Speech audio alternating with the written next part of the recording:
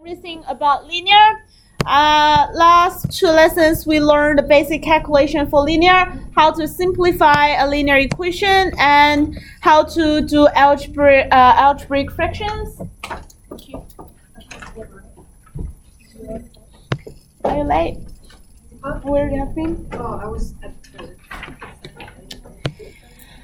algebraic fraction, we learn how to simplify it. Like we need to take a common factor first before we cancel things from denominator. So every single term needs to contain the same factor, and then we can simplify it. If like this question here, we only have there's no fraction here. There's no common factor. A common factor is 3, but we don't have anything contain 2 in this factor, so we can't cancel this. So today we're going to learn how to solve linear equations, and next lesson we'll learn how to solve linear inequalities. So to learn linear equation, how to solve linear equation. So the character for equations, first of all, we need to have equal sign. If we don't have equal sign, that's called an expression. Okay, that's an expression.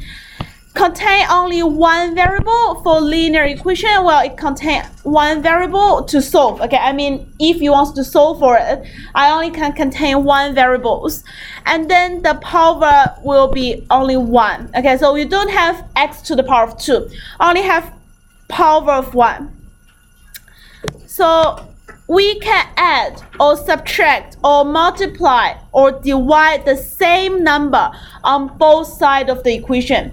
If you want to do something, you must do this on both sides of the equation. For example, if you want to add 2 on both sides of the equation, you want to add 2, you need to add 2 on both sides of the equation. If you want to times something, you need to times on both sides of the equation.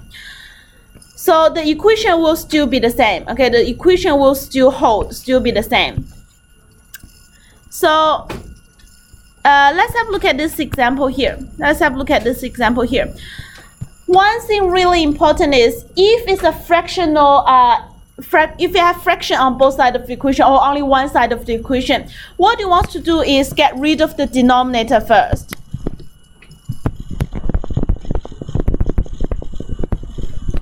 Okay, I want to get rid of the denominator first. Well, doesn't matter what kind of equation you have. If you see fractions there, okay, if you see fraction, I will get rid of the denominator first.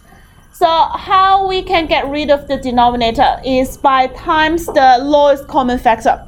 Okay, by times the lowest common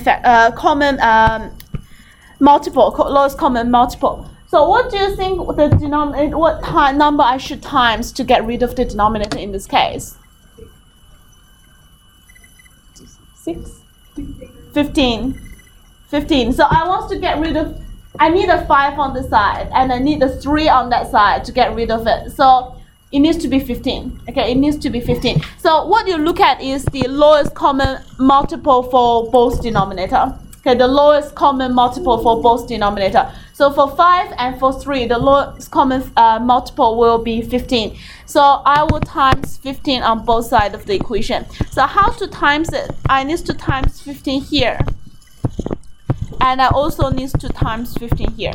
So I'll times 15 on both sides of the equation. I'll talk about another method later. But like normally we should get rid of the denominator. So that's what we can do.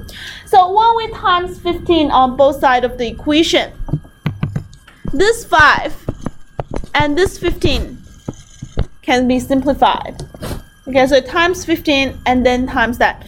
Or we can write in this way. If you can't see it, we can write in this way. So that will be a 15 times 2x plus 1.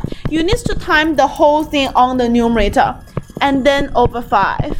That equals to 15 times x minus 1 over 3. So when you times something, you times only on the numerator. And then we can think about the simplification. Because that's already in the factorized form, we have 3 here. This one and this become a 5. So that's how we can simplify it. So we times the number first. When we times the number on fraction, we times with the numerator. And then because it's in the factorized form, I can think about the simplification, like last lesson what we have learned. We can think about the simplification. So they can get cancelled each other. So what we left here is a 3, 2x plus 1. And that's a 5x minus 1. We have get rid of the denominator already. So next will be expanding. Okay, next one I will expand it. I will expand that. So we have 6x plus 3 on this side and 5x minus 5 on this side.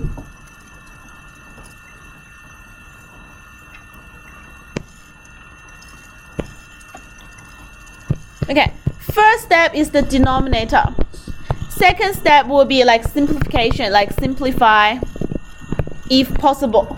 And the third step will be expand. Well, I don't want to see things in the bracket form. I'll expand everything.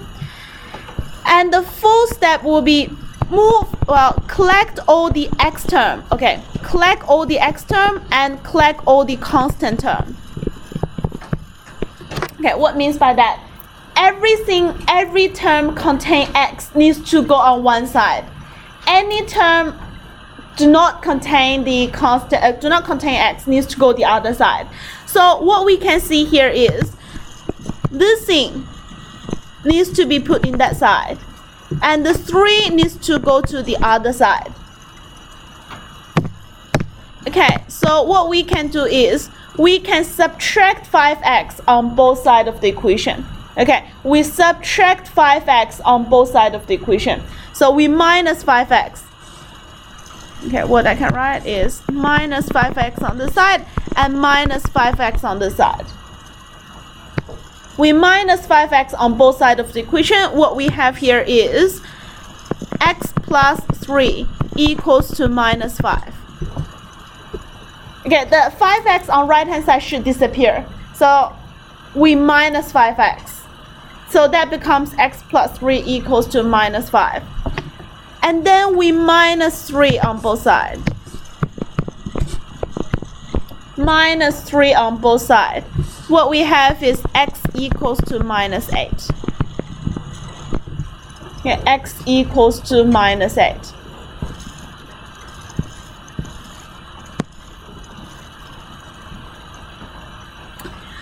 There will be a fifth step. If there's a coefficient, I will divide the coefficient of x. Divide the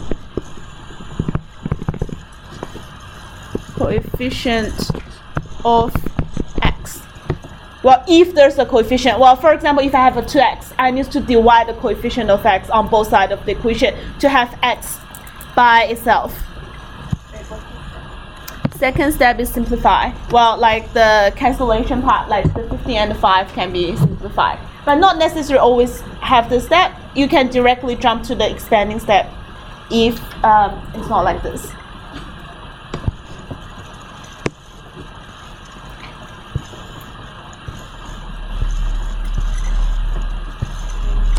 Alright, just have a new page out.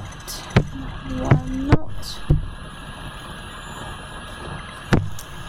Well, still this question. Okay, still this question. 2x plus 1 over 5 equals to x minus 1 over 3. Okay, still this question. There will be a quicker way to do this type of question, which is cross multiplication. Okay, cross multiplication. So how that can work? Well, there's a restriction here. You have a fraction, a single fraction on left hand side, and you have a single fraction on right hand side. If you have a single fraction on left hand side or single fraction on right hand side, we can use this cross multiplication method. So, well, if you have a over b equals to c over d, okay, you have a over b equals to c over d. What the cross multiplication should work is you times it this way, and then the multiplication will be equals to each other. So which means AD will equals to BC. Okay, that's kind of a rule. It's not really a rule. It's a quicker way. We skip some steps. You can get rid of the denominator and you achieve the same thing. But if you see fractions and fractions, they equal to each other, a single fraction, okay, you can't add something at the back. Well, if you have x plus 1 over 3 and then plus 2 equals to x over 4, you can't use this method because it's not a single fraction on left hand side or right hand side. So this doesn't work. You only have one fraction on left hand side and one fraction on right hand side, then we can use this method. So we cross multiply them. Okay, we cross multiply them and they must equals to each other. So what we have here is 3 times 2x plus 1 equals to 5 times x minus 1. We can get rid of the denominator as well. We can have a look. If we use this method, that's this step. You can see that's this step here. We directly achieve this step. We cross multiply them. Okay, that's exactly the same. So if you see single fraction on each side of the equal sign, we can do cross multiplication by expanding by this way. And then you keep expanding, change the x to one side, the constant to the other side, and then we divide the denominator or the coefficient of x, and we can solve for it. So after this step, it's all the same. Okay, it's all the same.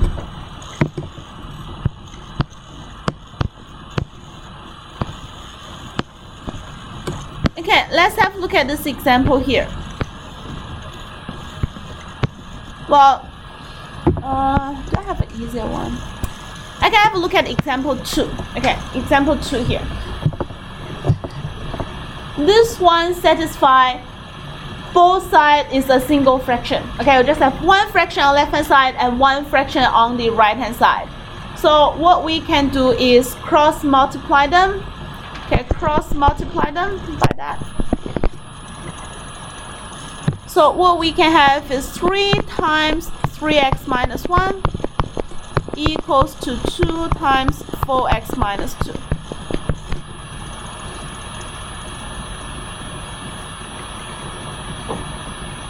You can get rid of the denominator by times 6 on both sides, but this one is obviously quicker. We can directly jump to the expanding form. Okay, expanding form. So if we expand that, that is 9x minus 3 equals to 8x minus 4. Okay, by expand.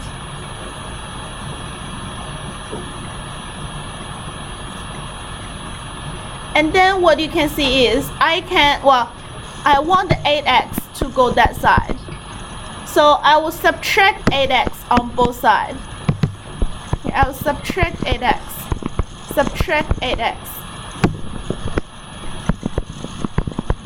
So if we subtract 8x, we have x minus 3 equals to minus 4.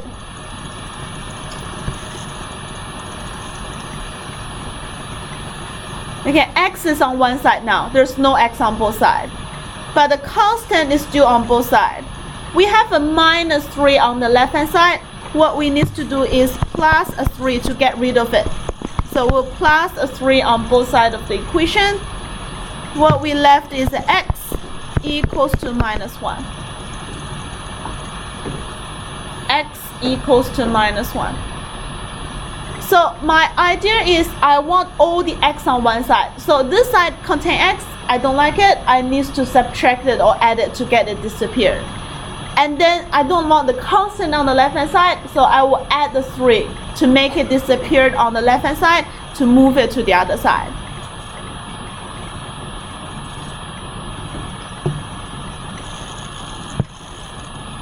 Alright, that's example 2. Then if we come back to see example 1 here. Okay, if you come back to see example 1 here. This one I can't use that method. I can't use that method because it's not a single fraction on each side of the equation. So what I can do is get rid of the denominator because there's denominator involved. Okay, there's denominator involved. I don't want the denominator, so I need to get rid of the denominator. What do you think I should times? What do you think I should times on each side? 6, because 3 is the denominator, 2 is the denominator. The lowest common multiple is 6. So I will times 6 on each side of the equation.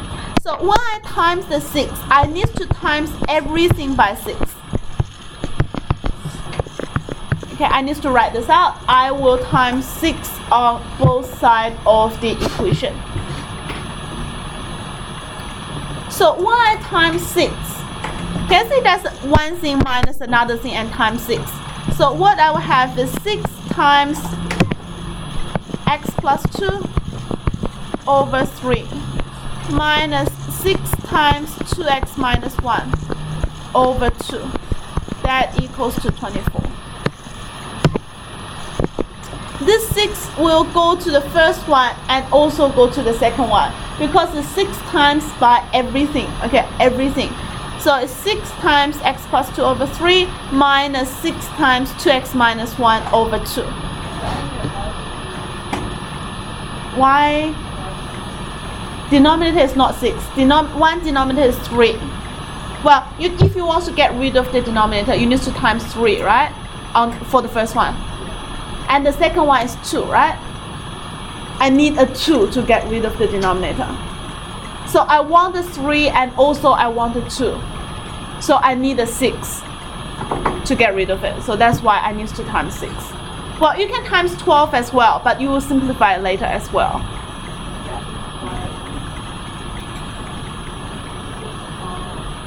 Because I can cancel it. You can see I have the 6 here to become a 2 and then the denominator disappeared.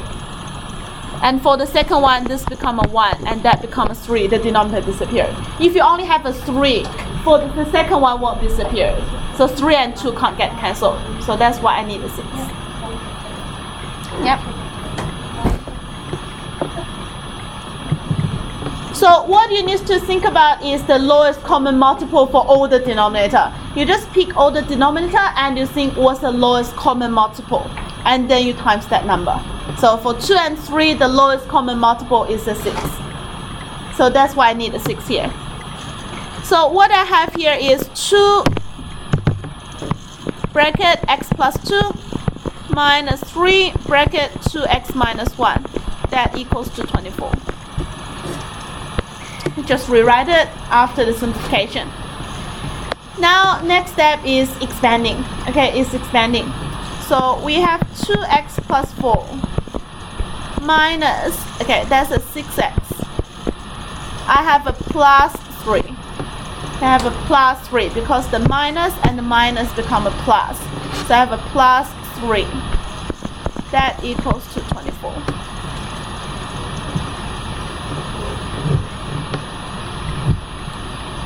Okay, so I will combine the x term, so that's a minus 4x. The 2x and minus 6x becomes a minus 4x. 4 and 3 becomes a plus 7. That equals to 24.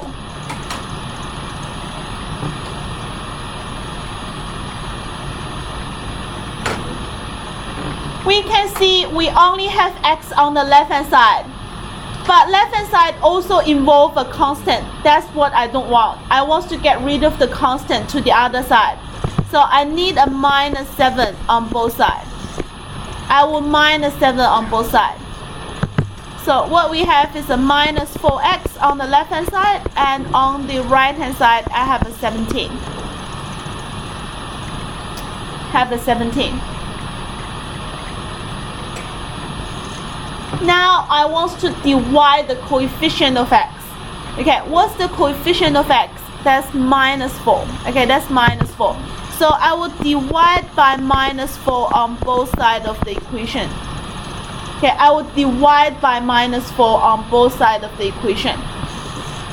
What I will have here is a single x. And what we have on this side is a minus 17 over 4. It's a minus 17 over 4.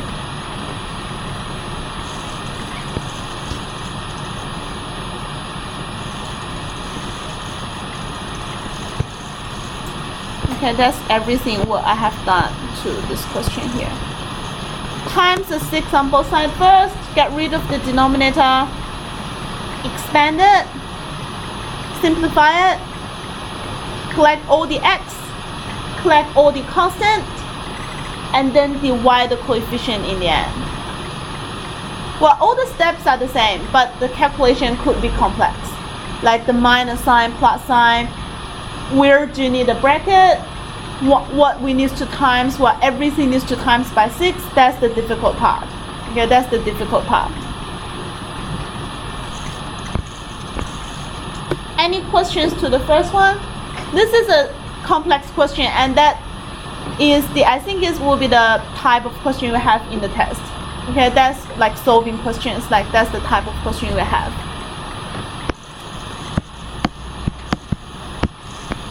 Well, if you don't have any question, can you do 3 and 4? Okay, can you do 3 and 4? Well, 3 and 4 are easy. The first one is the most difficult one. So try 3 and 4.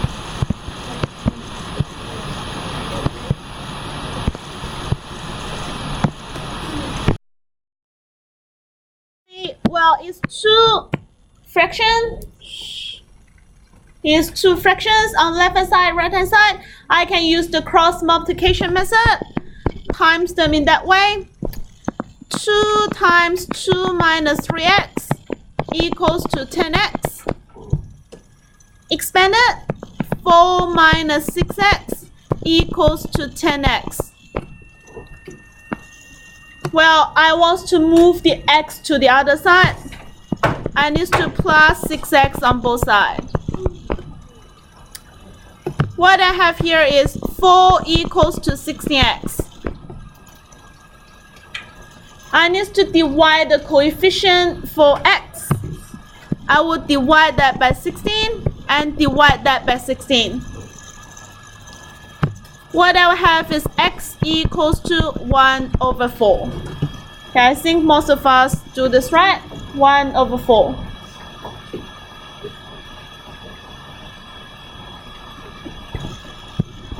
Okay, 4 is even easier.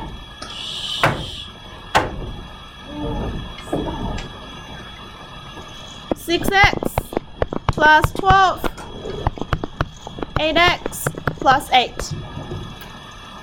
Well, it depends on which way you want to move this. Well, one thing needs to move to the left and the other needs to move to the right. I can subtract 6x first. Get rid of the x on left hand side. Subtract 6x. Okay, what I have is a 12 equals to 2x plus 8. And I can subtract the 8 on both sides of the equation. Shh. Stop talking, please, everyone. That is 2x. And then we divide 2 on each side. X will be 2. Okay, so that's number 4. And let's have a look at the 5th question.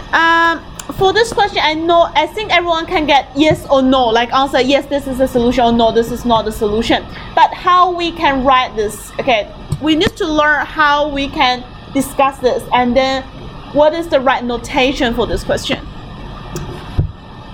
Well, whether the equation is true when x equals to 2, you can solve for it.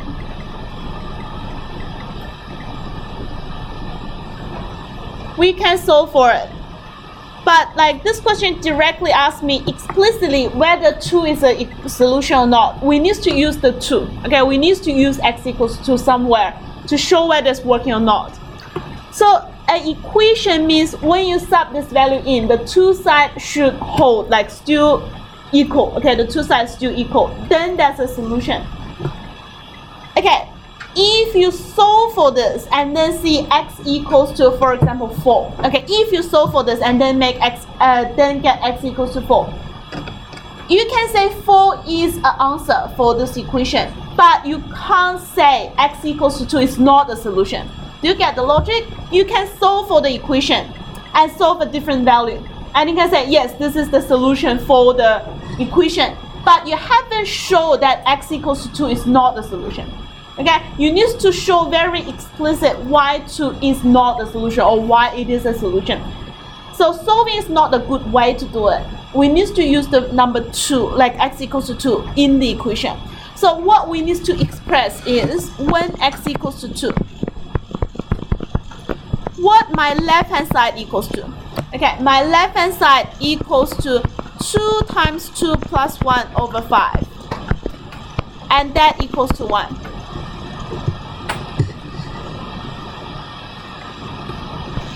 And then we need to say what my right hand side equals to. My right hand side equals to 2 plus 4. That equals to 6. My left hand side is not equals to right hand side when x equals to 2. So x equals to 2 is not a solution. It's not a solution. Okay, that's what you exactly need to write. Okay, everyone needs to check your answer. Okay, if you have done this question, you need to check your answer. That should be the way and the only way you need to write your question. You need to answer this question. You need to talk about the left hand side. You need to talk about the right hand side separately. Okay, separately. You can't do it as a whole equation. This is the more like the logic. I know you can answer it yes or no, like very easy this question. But you need to understand what you should write to make your answer correct. Okay, to discuss it, why it's wrong or why it is correct. I'll show you a wrong way to do it. Okay, and that's most of the students do. I'll show you a wrong way of doing it. I believe some of you will write when x equals to 2. 2 times 2 plus 1 over 5 equals to 2 plus 4. Okay, some of you will start writing this.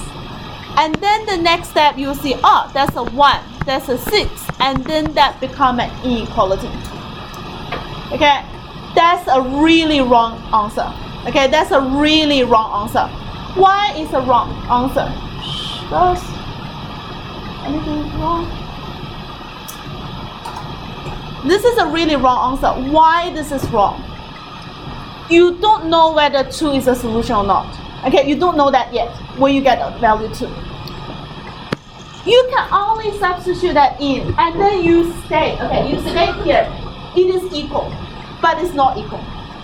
Okay, this is a wrong expression. You can see this is not equal to that. How you can have this equal sign here? You don't know any information yet. It's a testing process. You substitute the value in and say, oh, I will see left hand side equals to right hand side or not. I thought, no, it's not equal. And then change equal sign to inequality. That's with no reason. Because this equation is wrong already. Okay, this expression is wrong already. Because it's a not equal sign. Okay? You can't, and then some of you may change, this is not equal, then this is not equal. How you know at the beginning they are not equal? Well, you don't know. It's all working backwards. What you have exactly done is the same as what I do here. You test the left hand side, you test the right hand side, and then you make the conclusion. But you can't test it together. Okay, you can't test it with a line like a statement like this. You don't know. This is a question mark. Okay, this is a question mark here. You can't put equal sign or inequality sign here. No information. Okay, no information. What you need to do is, I see what my left hand side equals to, and I see what my right hand side equals to by giving that value. And then we make the conclusion whether they equal or they don't equal. And then we say it is a solution or it's not a solution. That's what you exactly need to write. It's nothing to do with a right answer. Okay, I can say yes, it's not a solution or it is a solution, but it's how you should express yourself. Okay, how you communicate with the people who mark the paper. That's the communication. Okay, that's the communication. So this is a wrong process. Okay, this is wrong. I don't want to see any answer like that. Okay, it's logically wrong. You can't do this. So that's why I put this question here. It is the same as your homework. You know your homework question, like the first one I give you, show that 1 plus root 3 is like the 1 plus 3 works, that question. I see some answer like, what you should do for that question is you will say, when x equals to 1 plus root 3, and then you show 1 plus root 3 squared equals, you need to expand it, okay, you need to expand it, 1 plus 2 root 3 plus root 3 squared, and that's 4 plus 2 root 3, and then that's the same, okay, it's the same area. So x equals to 1 plus 3 works. But when I mark the paper, I label that on your paper, but I haven't really taken marks off. I want to be a little bit generous this first time. I see some answer like,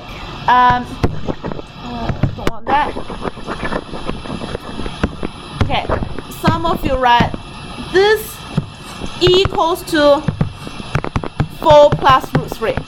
This is a wrong statement already. How do you know they are equal? Well, how about if they don't equal? How about if it doesn't work?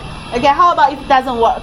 And then I see your answer like this equals to that, and then you start expanding it. So 1 plus 2 root 3 plus root 3 squared equals to 4 plus root 3, and then you have 4 plus root 3 equals to 4 plus root 3.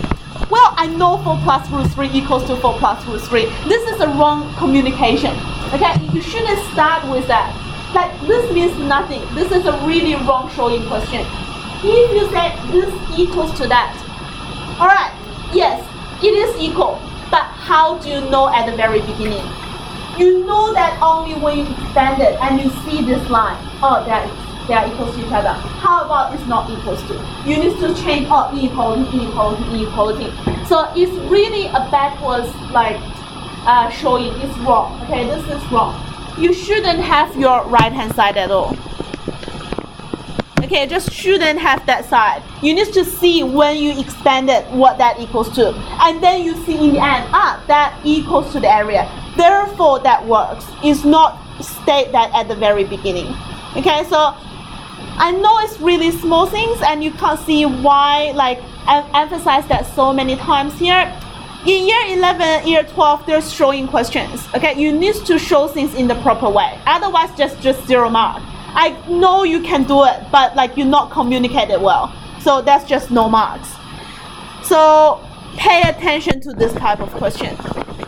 Okay, pay attention to this type of question. When you have something equal sign, you need to discuss the left hand side and then discuss the right hand side and then compare it and then make the conclusion. So that's what you should do. Alright, that's some question I really want to talk about, and then let's have a look at 6. Okay, there's no x involved, and then there's not many numbers here, and it's all by like letters. Okay, what I want to do is make C to be the subject. Make C to be the subject is the same as solve for C. You can treat C as x. Okay, you can treat C as x. My first step will be get rid of the denominator still. Okay, get rid of the denominator. Always get rid of the denominator. So I will times 2b on both sides of the equation. There's only one denominator, I can just times by that.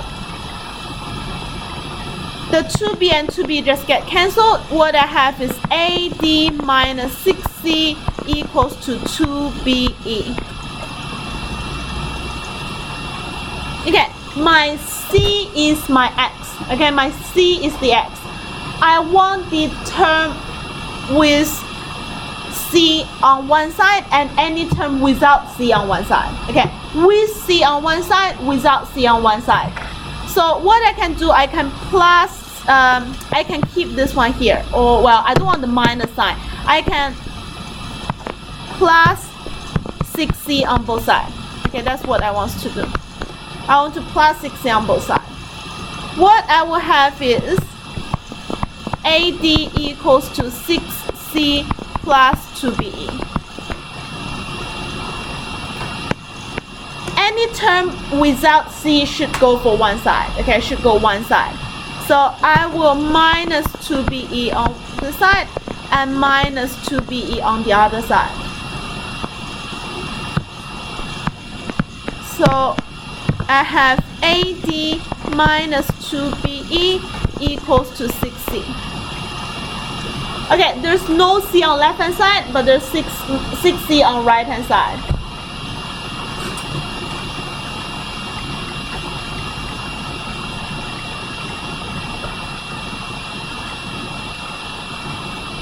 I need to divide by 6C on both sides of the equation. I want C by itself. Okay, I want C by itself. Divide by 6 and divide by 6. So C equals to AD minus 2BE over 6. AD minus 2BE over 6.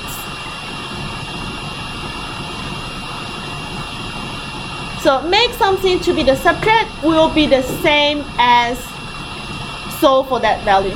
Okay, you can treat that variable xc as x. So I treat C as x, yes?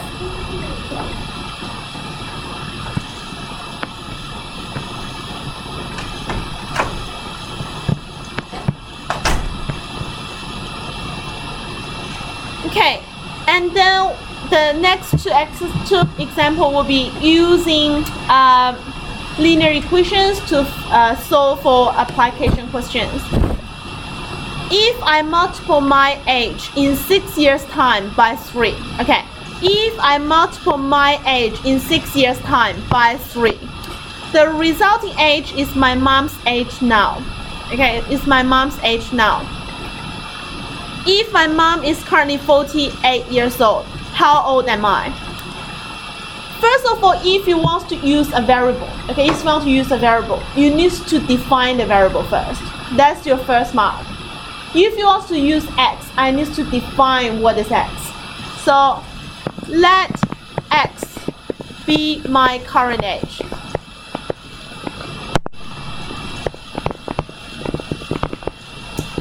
You can't start use x directly. There's no x involved now. Okay, there's no x, no x in the question. So you need to define, you need to let people know what is x. So first mark is let x be the current age, my current age.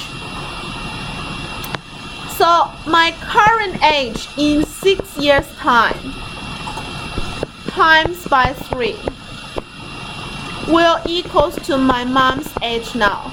My mom is 48. So that's the equation I can set up.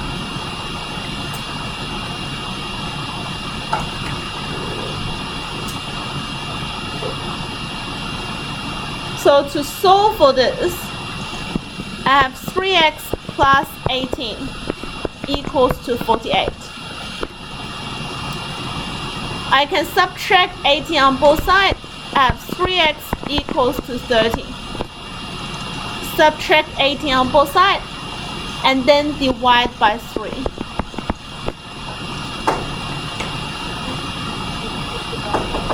Yeah, you can divide by 3 first and then subtract the 6. I want to be consistent, like for doing the questions, as I explain it first, move the terms, so I want to keep this order. You can divide by 3 first and then subtract 6. It will give you the same answer.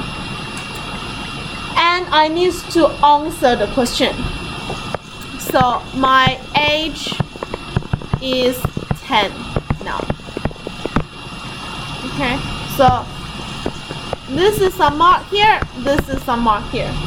So you need to answer the question, you need to define the variable used. That's very important.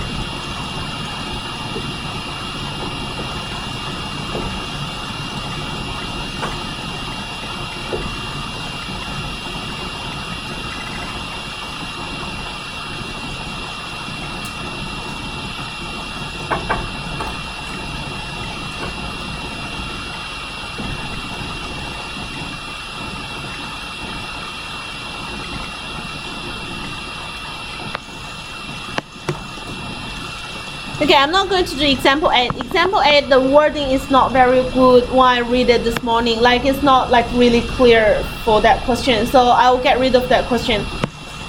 you can do it, but like I don't think the wording is very good. So I'm not going to do this question here.